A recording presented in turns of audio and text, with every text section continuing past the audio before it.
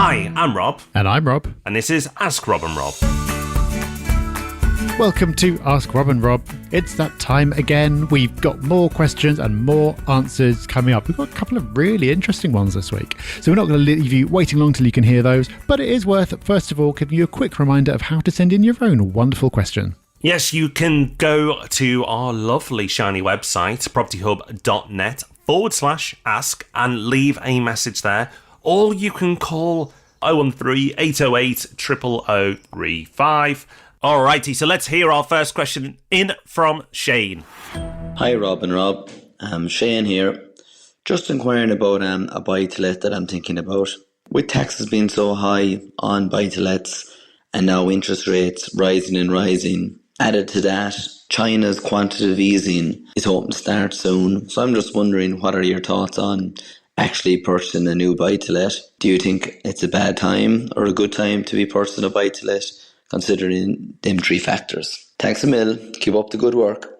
Shane, there's a lot going on in your mind at the moment. Taxes, China's QE, so much is happening. No wonder you can't make a decision on whether you should be buying buy-to-lets or not. And I can't tell you what to do because I don't know you and I don't know your ins and outs of your finances. I don't know your goals. But what I can tell you is I'm investing right now and Rob D is investing right now. Both between us made multiple investments this year. And producer Dan has been investing and many of our team have been investing. And actually, over at Property Hub Invest, we are having one of our busiest years for a long time.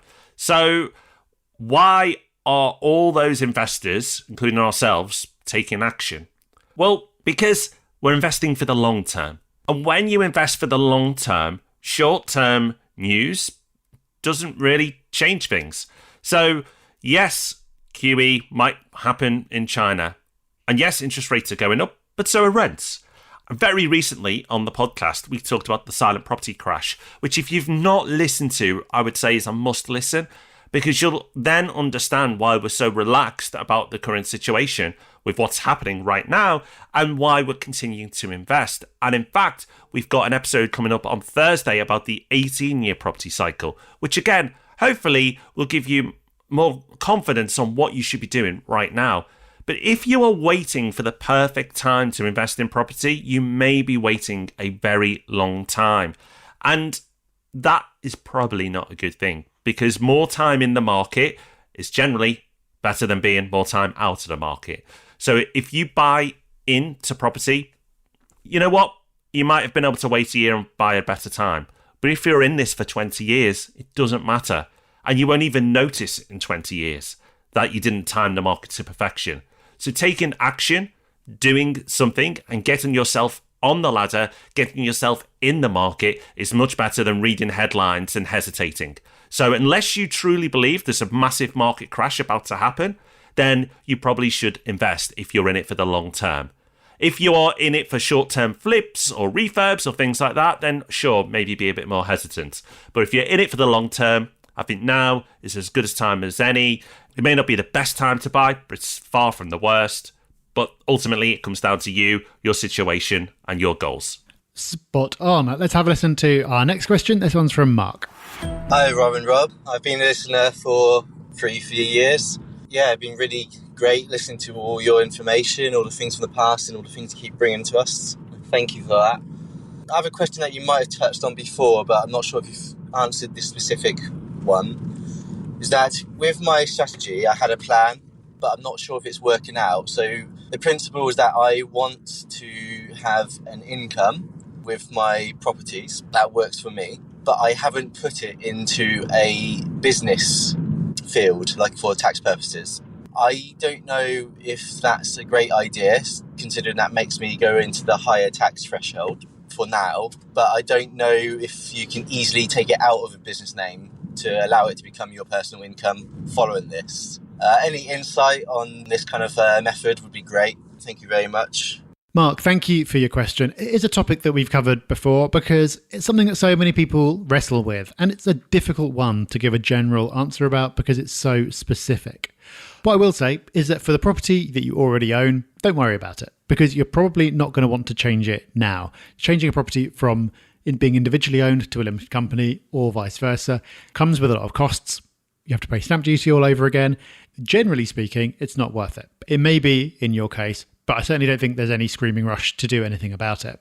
The other key thing that you've mentioned in your question is that you're wanting an income from your properties.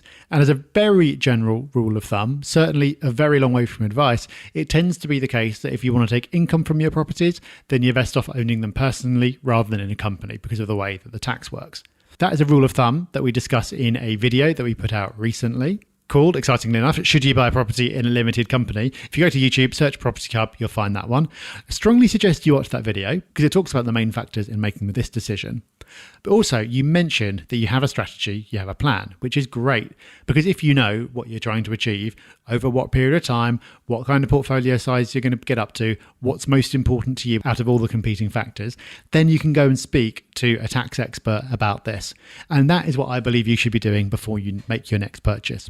There's no point doing that unless you have a plan because they won't be able to help you. But they can't tell you what the best thing to do is for the future because they don't know what you're planning to do in the future because you haven't told them. So also, if you go and watch this video, which we'll link to in the show notes as well, we give away a PDF that's linked to in that video, which has got a list of questions that you should be able to answer before you go and talk to an accountant. It sounds like you probably can already, but go and check your plan against that checklist. By the time you can answer all those questions, go and take some tax advice. It'll cost you a bit of money, but it'll be worth it. Do that before you buy your next property, and then you can move forward with confidence. So Mark, I can't tell you what you should be doing, but if you follow those steps, you should be able to get to a place where you can get the help you need to move forward with confidence. So thank you for your questions and thank you for listening. We'll be back on Thursday with the Property Podcast and of course back next week with Ask Rob and Rob. So until then, take care, have fun, bye-bye. Bye-bye.